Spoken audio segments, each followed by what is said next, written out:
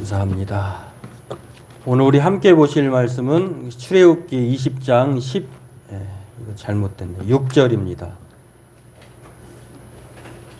출애굽기 20장 16절 10계명 중에 9번째 계명입니다.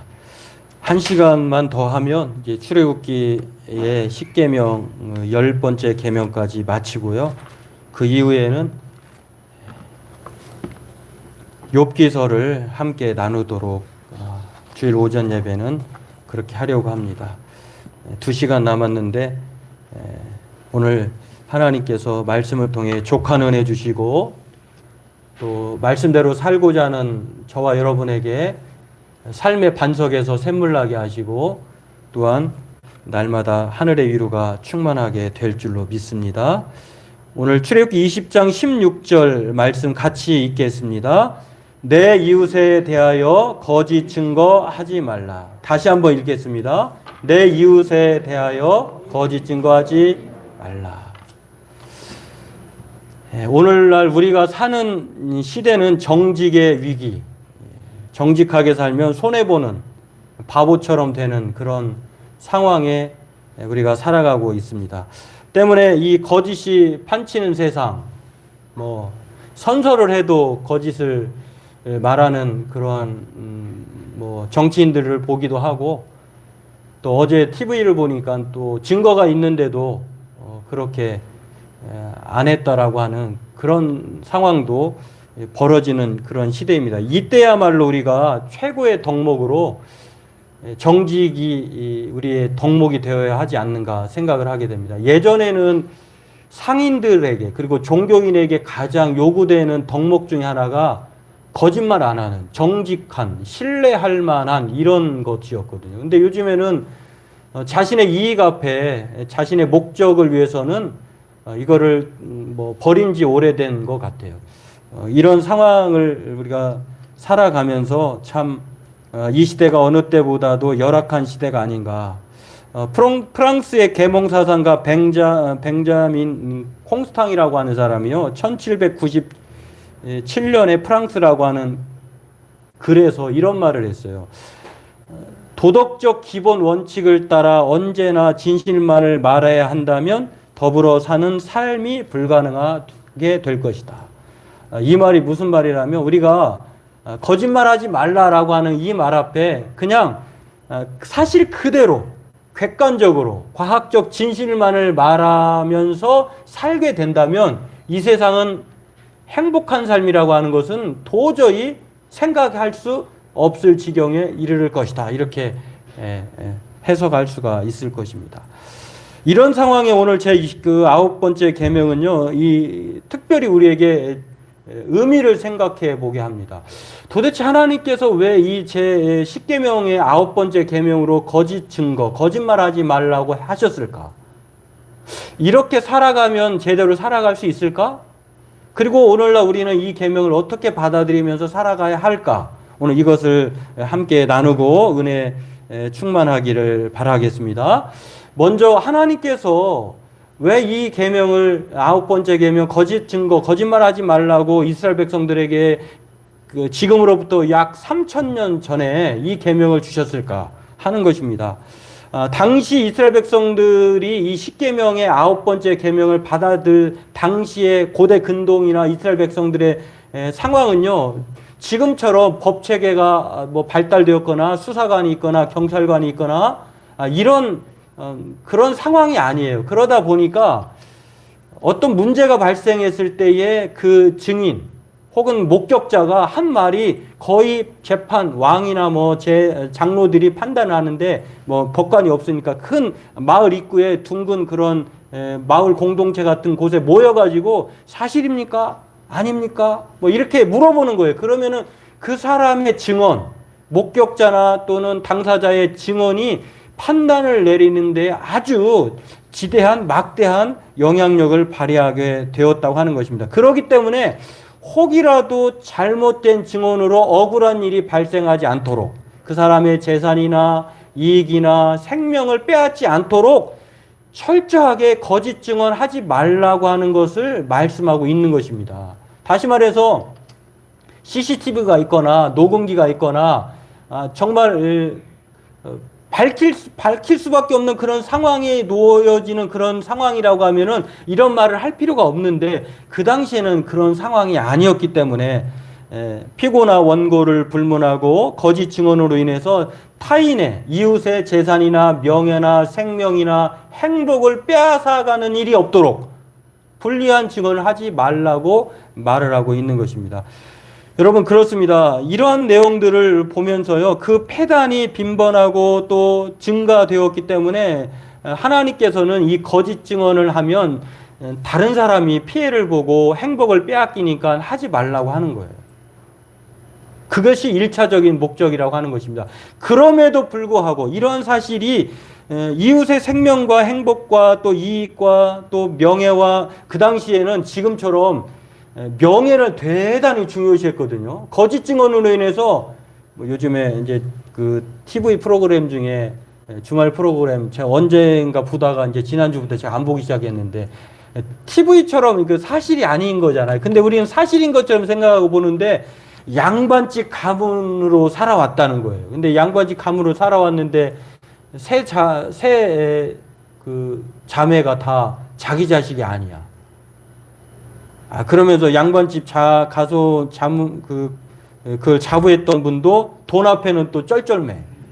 이런 걸 보면은 그 자부심이라고 하는 건 대단한 거잖아요. 근데 그 명예가 이 예수님, 이 모세 시대의 이 명예라고 하는 것은요, 생명과도 전부가 같은 거예요. 근데 거짓 증언으로 말미암아 저 사람이 그런 사람이래, 저 사람이 못된 사람이래, 이렇게 여겨지면은 아주 못 견디는 거예요. 그런 일을 방지하도록 하나님께서 이 거짓 증언을 하지 말라고 말씀을 하신 것입니다. 이 일로 인하여서 생명이 빼앗기고 재산산 손해가 되고 명예가 실추되게 되는데요. 성경에도 그러한 이야기가 많죠. 에덴 동산에서 아담과 하와가 왜 쫓겨났습니까? 거짓말 때문이에요. 하나님께서 선과 악을 알 수 있는 다른 실과의 나무는 다 먹게 했는데 그거를 먹지 말라고 하였잖아요. 근데 사단이 와서 야 정말 하나님이 먹지 말라고 했느냐라고 말할 때에 그러면 죽는다, 반드시 죽는다고 했는 그 하나님의 말을 사단의 꾀임에 빠져가지고 아담과 하와가 아니 먹지도 말 뿐만 아니라 만지지도 말라고 하셔서 만지지 말라는 말은 없었어요. 그리고 반드시 죽는다고 했는데 죽을까 하노라 이렇게 말을 했어요. 이게 바로 그것 때문에 에덴 동산에 쫓겨났다고 하는 것입니다. 행복을 잃어버린 거죠. 시편에서는요 가장 지독한 죄가 남을 해치기 위해 말하는 거짓 증거다라고 시편 27편 12절에 말합니다. 잠언서에서 보면요 하나님이 가장 싫어하는 미워하는 것 6가지 7가지 옌 7가지라고 하는데 7가지를 말하면서 거기에 포함되어 있는 이 7가지 하나님이 미워하는 죄 이걸 천주교에서는 대죄라고 해요. 큰 죄라고 해요. 이 죄에 연루된 것을 보면 거짓에 관계되는 것이 4가지나 돼요. 잠언서 6장 16절에서 19절에 보면 거짓된 혀와 악한 계교를 꾀하는 마음과 거짓을 말하는 망령된 증인과 형제 사이를 이간하는 자다. 이게 거짓말에 관계되는 7가지 중에 하나님이 미워하는 죄라고 하는 것입니다. 말라기 선지자는 이 거짓 증언하는 사람에 대해서 내가 심판하러 너희에게 임할 것이다 라고 말라기서 3장 5절에 말합니다. 계시록 21장 27절에도 이 거짓 증언하는 사람에 대해서는요 하나님 나라에 들어갈 수 없다 이렇게 말을 합니다. 그렇습니다. 하나님께서 10계명 중 제9계명인 거짓 증언하지 말라고 하는 것은요 철저히 이웃에 대한 사랑 때문이에요. 내가 거짓 증언함으로 인해서 이웃이 피해를 보는 거예요. 뿐만 아닙니다. 자신의 삶에 있어서 불행을 자초하게 된다고 하는 것입니다. 로마서 14장 10절에서 12절에 보니까 우리는 누구든지 하나님 앞에 다 심판대 앞에 서게 됩니다. 물론 우리가 믿는 예수 그리스도를 여러분들이 이제 저를 비롯해 여러분이 마찬가지인데 이 십계명을 보면은 왠지 우리가 작아져요. 이게 완전히 우리가 하나님 앞에 죄인일 수밖에 없는 상황이 이 십계명이라는 거울을 보면 알게 되거든요. 근데 놀라지 마세요. 이 계명은 우리가 지킬 수 없기 때문에 이스라엘 백성들에게 거기에 따르는 피해 제사를 또한 약속을 하거든요. 우리가 지킬 수 없기 때문에 완벽하시고 율법을 완성케 하시는 예수님 때문에 우리가 하나님 나라에 들어가는 것이에요. 그렇다고 하더라도 우리가 이 십계명에 대해서 그러면은 안 지켜야 되느냐, 그런 것은 아닌데, 그럼에도 불구하고 우리가 용기를 가져야 되고 또 하나님 앞에 자발적으로 말씀 가운데 살아가기를 힘써야 된다고 하는 것입니다. 로마서 14장 10절에서 12절에 우리가 하나님 앞에 심판대에 다 서게 되는데요. 각자의 말을 통해서 하나님께 말해야 될 그 때가 온다는 것입니다. 로마서 14장 12절에 이러므로 우리 각 사람이 자기 일을 하나님께 짓고 하리라. 그러니까 우리가 어떤 상황에서 너 왜 그렇게 했어? 너 왜 이렇게 행동했어? 우리가 하나님 앞에 가서 우리 스스로가 그런 상황을 설명해야 될 때가 온다는 거예요. 그러므로 하나님께서 이 십계명으로 제 9계명을 주신 것은 그 처음 의도와 목적은 무엇이냐면 다른 사람의 사랑 때문이에요. 다른 사람, 내가 거짓 증언, 거짓말을 함으로 인해서 그 사람의 행복과 생명과 이익과 재산상 또 명예에 훼손을 가하면 안 된다고 하는 것. 또한 자신이 불행해지지 않도록. 그렇다고 하면 이 계명이 오늘날 우리에게 어떻게 적용해야 하는 것일까? 거짓말에 대한 종류가 있어요. 여기 한번 볼까요? 자막을 보면 12가지가 있는데, 자기 학대적 거짓말, 오도적 거짓말, 즐기는 거짓말, 공멸적 거짓말, 적대적 거짓말, 혹세적 거짓말, 또 본능적 거짓말, 계획된 거짓말, 악이 없는 거짓말, 정감적 거짓말, 우호적 거짓말. 이 정감적 거짓말은요, 호감을 사기 위해 하는 거. 우호적 거짓말, 그것도 마찬가지예요. 공공선을 위한 거짓말. 이 공공선을 위한 거짓말은 대표적으로요, 남북전쟁, 링컨 대통령이 이제 대통령으로 있을 때에 남북전쟁이 노예 전쟁을 찬성하는, 노예를 찬성하는 남측과 또 북측에 반대하는 링컨 대통령 측에 그런 문제가 있을 때에 링컨 대통령이 남측으로부터 사절단이 왔어요. 그래서 이제 그런 상황에서 왔는데도 안 왔다고 해가지고 부결을 통해서, 이게 투표를 통해서 노예제를 폐지한 그런 사건, 대표적인 사건이 그것이죠. 그러니까 내가 거짓말을 위해서 거짓말한 것 때문에 다른 모든 사람이 이익을 누리는 거예요. 다른 것. 네, 여기까지인데요. 근데 여러분, 이 12가지 유형을요, 2가지로 딱 잘라보면은 하얀 거짓말, 허용된 거짓말이 있어요. 이거는 주관적이고 또 도덕적이지 않은 괜찮은 거짓말이에요. 반대로 이거는 나쁜 거짓말이야. 검은 거짓말, 허용되지 않는 절대적 사실만을 말해야 돼. 그런 거짓말로 나눌 수 있다고 하는 것입니다. 왜 이것을 말씀드리냐면요, 우리가 이 12가지 유형에 해당되지 않는 사람이 없어요. 병원에 환자가 수술해도 가망이 없는데 의사가 환자가 저 괜찮을까요? 하면은 죽어요. 이렇게 말할 수 있을까요? 안 되는 거예요. 그 사람을 위해서라고 하더라도 하면 괜찮아요. 수술해 봅시다. 괜찮을 겁니다. 우리가 지나가다가 얼굴이 창백해진 사람에게 사실 그대로 말해 보세요. 실망할 겁니다.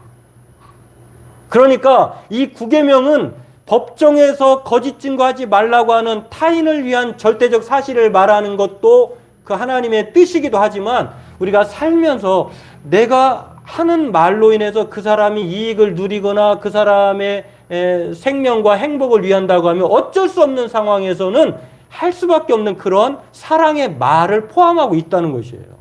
무조건 거짓말 하지 말라고 했으니까 있는 사실 그대로 말하게 되면 어떤 일이 벌어질까? 성경에도요, 우리가 믿음의 조상이라고 하는 아브라함 보세요. 자기 아내를 2번이나 누이라고, 사실 누이 이복 동생이긴 하지만 왕 앞에 자기 생명을 위해서 거짓말을 2번이나 했어요. 우리가 잘 아는 베드로, 예수님의 수제자 아닙니까? 나는 그 사람을 모릅니다. 저주하고 침뱉기까지 한 이 베드로, 예수님을 3번이나 거짓말로 부인했어요. 히브리서 3파는 어떻습니까? 이스라엘 백성들이 너무너무 많이 증식되니까 애굽의 바로왕이 위협을 느낀 나머지 히브리 3파를 고용해가지고 애를 낳기 전에 다 남자아이는 다 죽여라 했는데 죽였습니까? 안 죽였죠. 그리고 물어볼 때에 아니 내가 도착하기도 전에 아기를 낳았는데 어떻게 죽입니까? 이렇게 거짓말을 했어요. 우리가 잘 아는 기생 라합, 믿음의 여인이라고 하는 그 여인을 보세요. 정탐꾼이 들어왔는데 자기 집에 들어와서 숨긴 이후에 그걸 발견하고 쫓아왔던 가나안 사람들을 향하여 뭐라고 합니까? 그 사람이 들어오긴 했지만 다시 도망갔습니다. 성문이 닫히기 전에 도망갔으니 빨리 가보세요. 자기 지붕 위에 숨겨놓고. 이렇게 거짓말이 허용되었다고 하는 것입니다. 하나님의 마음에 합한 사람 다윗을 보세요. 밧세바를 취하고 난 다음에 자기는 아무렇지도 않은 양 거짓말을 하지 않습니까? 나단 선지자에게. 이런 사건들을 보면은요, 하나님께서 분명히 이 거짓말을 하지 말라고 하는 이 제9계명에 다른 뜻이 있다는 것을 우리가 생각해 볼 수 있다는 것입니다. 절대적으로 우리가 법정의 증인으로 서야 될 상황에까지는 가지 말아야 하지만 정말로 그곳에서는 거짓말하지 말아야 될 그런 거짓 증언이 우리에게 요구됨과 동시에 우리가 살면서 부득이하게 공공의 이익을 위해서 타인의 생명을 위해서 그 사람들을 위해서는 어쩔 수 없이 하얀 거짓말을 허용되어야 할 때가 온다는 거예요. 믿음의 사람들을 보세요. 다른 사람의 명예와 이익과 생명 등을 훼손하지 않는 범위 안에서 우리가 적극적으로 사실만을 말하지는 그런 법정의 상황과는 다르게 주관적인 경험적 진실을 내가 볼 때는 그것이 진실이었어요 라고 할 때는 그런 말을 해야 된다고 하는 것입니다. 그래서 PPT 한번 볼까요? 61, 62번에 보면은 루터와 종교개혁자 칼빈, 루터와 칼빈이 한 말이 있어요. 이 9계명, 10계명을 설명하면서 이렇게 말합니다. 제9계명은 이웃의 명예, 권리, 소유, 그리고 행복에 해를 끼치는 말을 하지 말고 모든 사람에게 유익을 주는 평화적인 말을 하라는 뜻이 들어있다. 그러니까 우리가 거짓말을 하지 말라고 하니까 그냥 무조건 사실만을 말해가지고 예전에 그런 일이 많잖아요. 뭐 유대인들이 그 나치로부터 도움을 그러니까 피해서 숨었을 때에 많은 사람들이 사실만을 말한다고 하면 어떻게 됐을까? 더 많은 사람이 희생됐을 것입니다.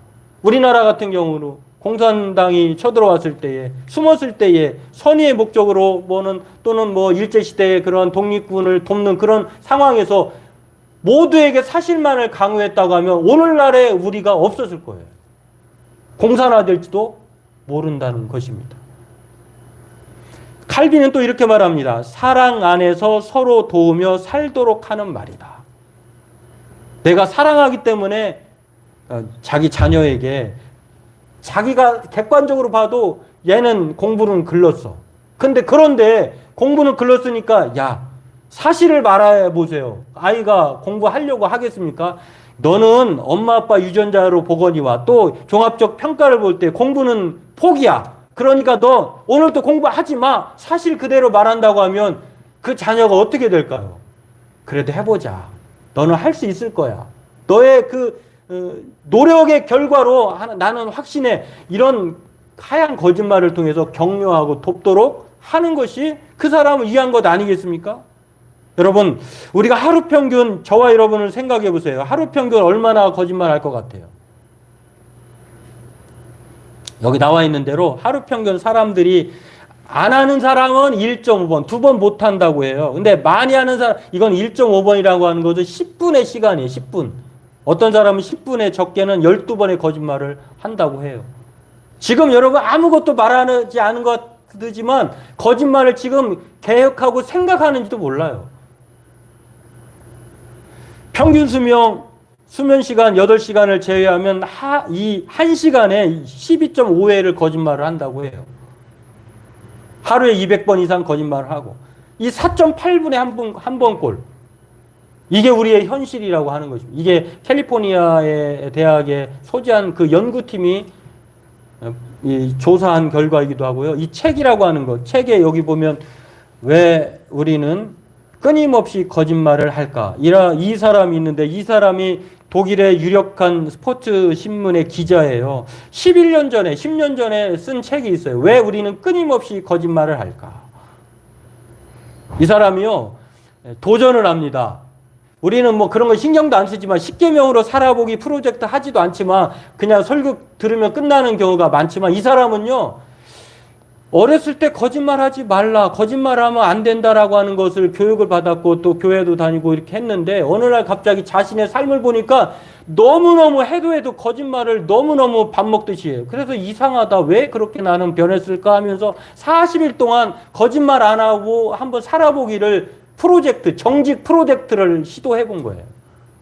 한번 거짓말 하지 않아 볼까? 그런데요, 그렇게 되다 보니까 사흘도 못 가서 첩첩삼중에 처하게 됩니다. 자기는 살인도, 강도도, 또 방화도, 사기, 횡령 같은 중범죄와는 인연이 없는 열심히 사는 평범한 사람인데 자기 자신을 보니까요, 첫날 기차 영무원에게 그건 독일은 좀 그런가 봐요. 깐족거리다가요, 범칙금 벌금 딱지를 맞습니다. 사실대로 말했는데 또 형 잘난 체하는 대학 교수 형한테 형은 너무 잘난 체 했더니 형한테 아주 그냥 무시를 당하게 되었고 누나가 또 자녀 3명을 놔두고 집을 나가버렸어요. 그걸 직설적으로 얘기했으니까 누나가 다시는 안 보는 그런 원수 같은 처지가 되었고 뭐 이런 사례들이 많아요. 또 동료에게 사실대로 말했다가 주먹으로 맞아가지고 이가 또 나가는 상황.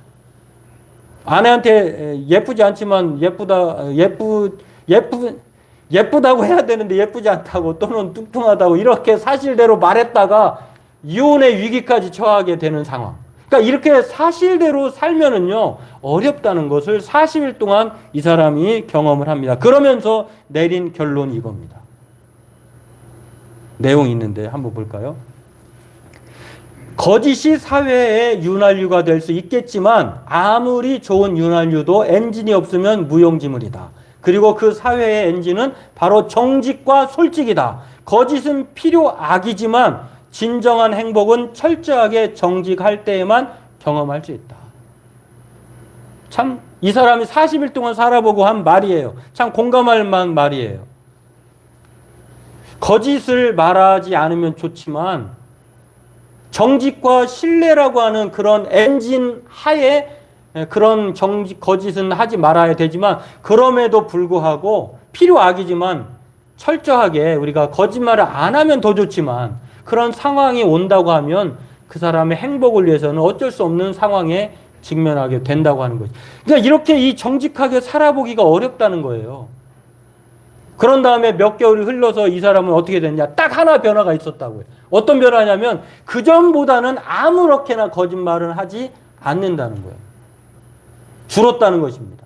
오늘 우리가 이 사람 슈미더처럼 이런 생각을 해보기를 이 구계명 앞에서 생각을 해보기를 바랍니다. 왜냐하면 이 거짓 증언은 피할 수 없는 세상에서 하나님은 왜 우리에게 이 십계명을 주셨는가는 첫 번째는 법정 진술에서 그 사람을 위해서는 필요하기 때문에 사실만을 말해야 될 것이고요. 또 하나는 저 사람을 위해서 그 사람을 위해 타인의 생명과 행복과 이익을 위해서는 우리가 할 수만 있다면 거짓말을 때로는 그 사람을 위해서 할 수밖에 없는 상황에 놓여지게 된다고 하는 것입니다. 때문에 오늘 저와 여러분들은요, 어쩔 수 없는 하얀 거짓말, 허용된 거짓말, 주관적인 이 경험적인 거짓말을 통해서 그 사람을 살릴 수만 있다면, 그 사람이 행복해지기만 한다면, 그런 상황에 놓일 수만 있다면 피할 수는 없다고 하는 것입니다. 그렇습니다.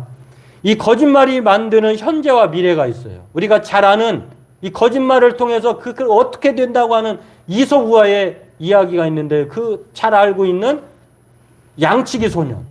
이 사람은 처음에는 무료해서 양만 치니까 재미가 없어서 동네 사람들을 좀 놀려줘야 되겠다 해서 늑대가 나타났다. 이 3번이나 거짓말. 한 번, 2번은 사람이 몰려와서요. 그 사람을 도와주려고 했어요. 그러나 3번째는 어떻게 됩니까? 도와주질 않아요. 거짓말하면 그렇게 된다는 것입니다. 또 거짓말에 함으로 인하여 자신의 생명, 부부지간의 생명이 3시간의 시간차를 두고 죽게 된 상황이 사도행전에 나오는데요. 아나니아와 삽비라. 하나님을 속인 것이죠. 이렇게 거짓말은 치명적인 결과를, 참담한 결과를 가져옵니다. 그러나 반대로 거짓말을 하지 않고 진실로 하나님의 계명을 따라 사는 사람의 현재와 미래가 있습니다. 그건 어떤 것입니까? 진리가 너희를 자유케 하리라. 진실하면은요, 자유함이 있어요. 거짓말하면은 감옥이에요. 그러나 진실하면 자유함이 있어요. 그리고 기쁨이 넘치고 또한 천국이 주어진다고 하는 것입니다. 오늘 예수님은 길이요 진리요 생명이라고 말씀하십니다. 또한 예수님은 아멘이시오. 아멘이라고 하는 것은 진실하다 그런 뜻이에요. 아멘이시오 충성이시며 참된 증인이라고 계시록 3장 14절에 말을 합니다. 이렇게 우리는 거짓 증인이 아닌 진실하신 예수님의 사람들입니다. 할 수만 있다면 우리가 사실대로 믿음으로 살 뿐만 아니라 나의 말로 그 사람을 살릴 수만 있다면, 해가 되지 않는다면 생명을 살리는 사랑의 사람으로 살아가야 될 줄로 믿습니다. 오늘 저와 여러분이 오늘 이 10계명의 제9계명의 참뜻을 알고 우리의 말과 혀와 삶으로 이웃을 사랑하는 사람들로 살기를 주님의 이름으로 축원합니다. 기도하겠습니다. 하나님, 거짓이 판치